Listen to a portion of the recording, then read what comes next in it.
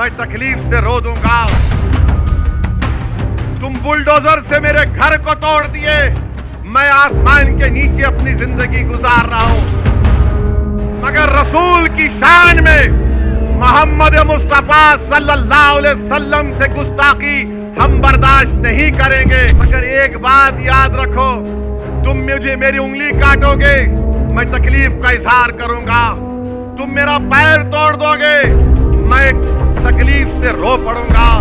तुम मुझे पीटोगे, मैं तकलीफ से रो दूंगा।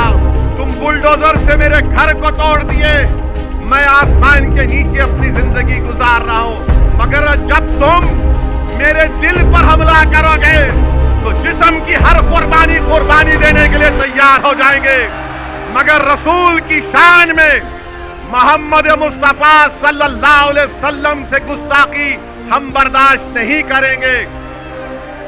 रसूल अल्लाह सल्लल्लाहु अलैहि वसल्लम, prophet Muhammad peace be upon him हमारा दिल है। पूरे देशवासियों को मेरा प्यार भरा आदाब। जय संविधान, जय भारत। फिलहाल देश में बड़े गंभीरता हालात निर्माण होते जा रहे हैं।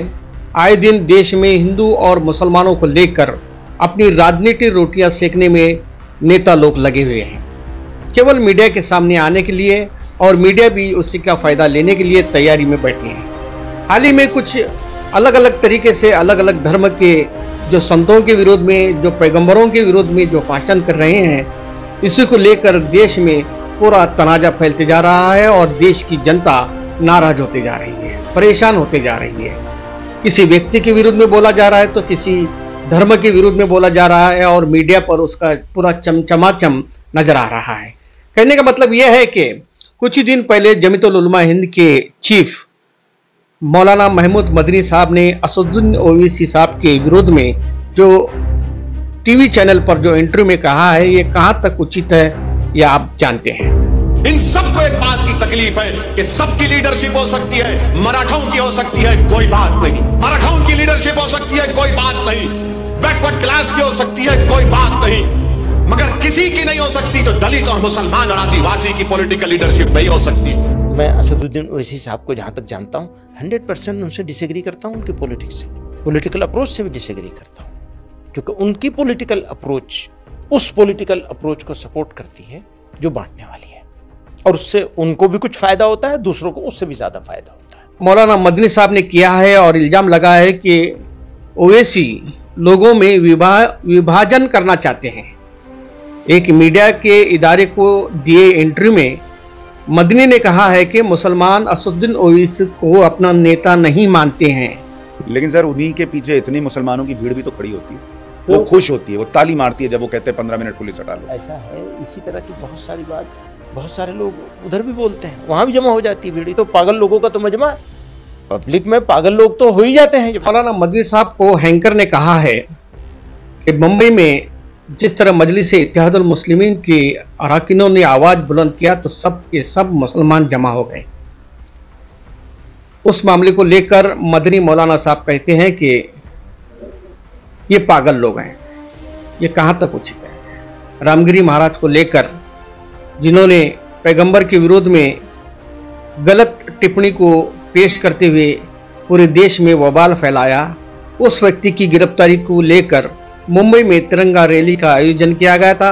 इस रैली में रामगिरी महाराज को गिरफ्तार करने की मांग की गई और इस रैली में शामिल लोगों को पागल कहा। ये मौलाना का बयान बिल्कुल सही नहीं है, सरासर गलत है, बेबुनियाद है। मदनी साहब, आपकी हम बहुत बड़ी इज्जत करते हैं, आप हमारे देश के एक बहुत बड़े आलिमों में से आलिम हैं और बहुत बड़े देवबंद के अमीर साहब हैं, और आपकी जो खिदमत है, जो आपका कार्य है, पूरे देश के मुसलमानों के हित के लिए है, और असदुद्दीन ओवैसी साहब का भी जो काम है वो भी मुसलमानों के हित के लिए पूरे देश में कार्यकाल चल रहा है। मगर हम सब लोग मिलजुल कर इस काम को अंजाम देना बहुत जरूरी है, और इस्लाम का और मोहम्मद सल्लल्लाहु अलैहि वसल्लम के संदेश का भी यही पैगाम है कि जो भी काम करेंगे वो मिलजुल कर काम करेंगे, मिलजुल कर काम करो, पूरे भारत की रक्षा करें।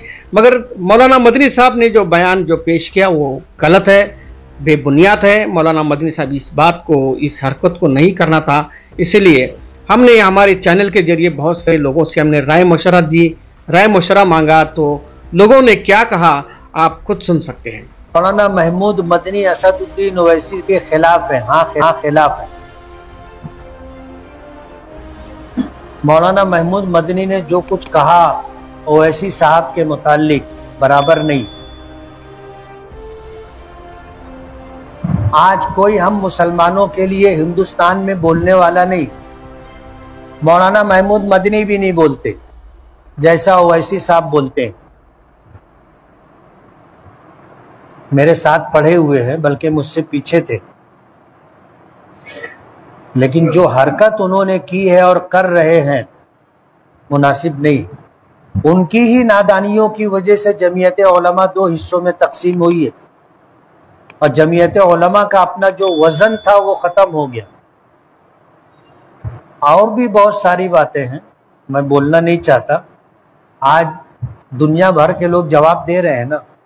भीड़ तो पागल लोगों का तो मजमा, पब्लिक में पागल लोग तो हो ही जाते हैं। हाँ, ये पागलों का मजमुआ है, क्योंकि जब नामों से रिसालत के नाम पर कोई आवाज देता है तो लाखों की भीड़ इनके पीछे हो जाती है। ये पागल है क्योंकि ये CAA और NRC जैसे काले कानून पर पार्लियामेंट में दहाड़ते हैं। भारत को मुसलमानों के लिए स्वर्ग कहने वाले मौलाना महमूद मदनी ये वही हैं जो कहते हैं कि भारत के मुसलमानों के लिए भारत स्वर्ग है। मॉब लिंचिंग पर ये महाशय खामोश रहते हैं। भारत के अंदर मसाजिद और मदारिस को टारगेट किया जाता है, मगर ये खामोश रहते हैं। हिमाचल में और मस्जिदों को लगातार शहीद करने की पूरी प्लानिंग की जा रही है, लेकिन ये महाशय खामोश रहते हैं। मुसलमानों के घरों को बुलडोजर किया जा रहा है, मगर ये महाशय AC के कमरे में बैठ जाते हैं और इनके मुंह में दही जम जाती है। नामों से रिसालत को लेकर एक आवाज देते हैं और लाखों की भीड़ खड़ी हो जाती है। ये महाशय उनकी गिरफ्तारी की मांग तक नहीं करते हैं। ये महाशय AC के कमरे में बैठ जाते हैं और इनके मुंह में दही जम जाती है। लगातार मुसलमानों की नाबालिग और बालिग लड़कियों को टारगेट किया जा रहा है, मगर इनकी कोई प्लानिंग नहीं है। ये AC के कमरे में बैठ जाते हैं, ये नहीं बोलते हैं क्योंकि इनके मुंह में दही जम जाती है। मौलाना कलीम को उम्र कैद की सज़ा हो जाती है, मगर इनके मुंह से एक शब्द नहीं निकलता है और ये अपने AC के कमरों में बैठ जाते हैं, इनके मुंह में दही जम जाती है। हर रोज़ मुसलमानों की मॉब लिंचिंग होती है, मगर ये खामोश रहते हैं क्योंकि ये AC के कमरों में बैठ जाते हैं और इनके मुंह में दही जम जाती है। असम में मुसलमानों को लगातार प्रताड़ित किया जा रहा है, उनके मदरसों को बाकायदा तौर पर शहीद किया जा रहा है, लेकिन ये महाशय AC के कमरों में बैठ जाते हैं और इनके मुंह में दही जम जाती है। असम में लगभग 28 परिवारों को डिटेंशन सेंटर में डाल दिया गया, मगर ये महाशय AC के कमरों में बैठ जाते हैं और इनके मुंह में दही जम जाती है। वो पागलों का मजमुआ है जो नामों से रिसालत को लेकर लगातार एहतजाज कर रहा है।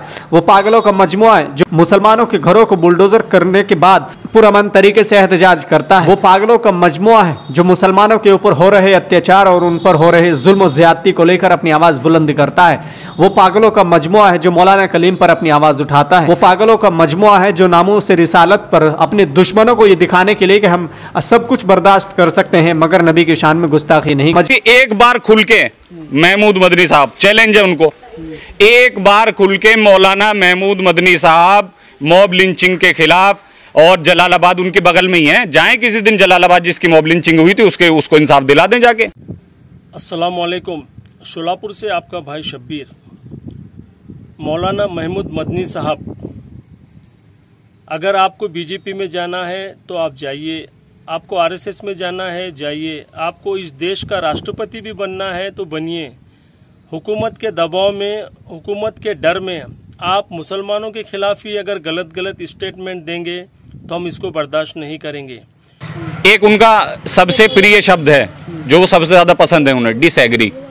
वो ये समझते हैं कि ये लफ्ज बोल के डिसएग्री, वो बहुत बड़े इंग्लिश के आलिम हो गए हैं, तो हर बात में डिसएग्री करता हूँ। अनबियरेबल है असदुद्दीन ओवैसी साहब की पॉलिटिक्स। अगर असदुद्दीन ओवैसी साहब की पॉलिटिक्स अनबियरेबल है, क्योंकि उलमाओं की इज्जत करना हमें आता है, लेकिन अगर उलमा ही हमें अगर गलत रास्ता दिखा रहे हैं तो हम उनका कंडेम करते हैं।